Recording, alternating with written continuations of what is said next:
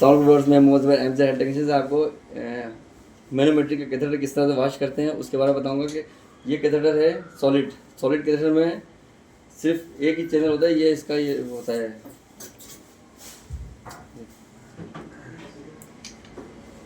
ये मशीन में कनेक्ट होता है। और उसके बाद लिक्विड में जो होता है ना, वाटर में 12 चैनल 24 चैनल होते हैं और इसमें एक ही होता है, ये कनेक्ट होता है डायरेक्ट। तो इसको सेव करना है, असल में इसको पानी ना लगे, इसको वॉश करने का तरीका बताऊंगा किस तरह से वॉश करेंगे। तो इसको पहले सेफ साइड पॉलीथीन बैग में रख ले और इसको, क्योंकि अगर इसमें वाटर चला गया तो फिर वो खराब हो जाएगा। और इसको हम कहीं सेफ रख देंगे इस जगह पर, ठीक है।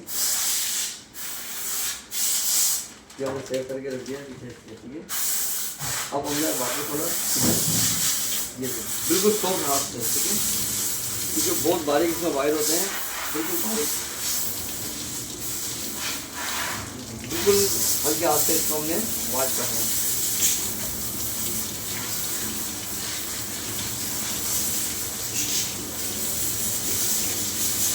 और इसको नीचे लगने नहीं देना, ताकि अगर टकराएगा तो इसके चैनल खराब हो जाएंगे।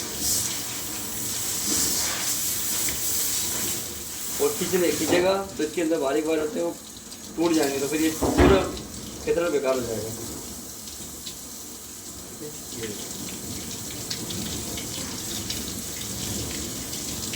इसी तरह से इसको वॉश कर लिया। अब इसको हम करेंगे साइड एक स्टार्ट।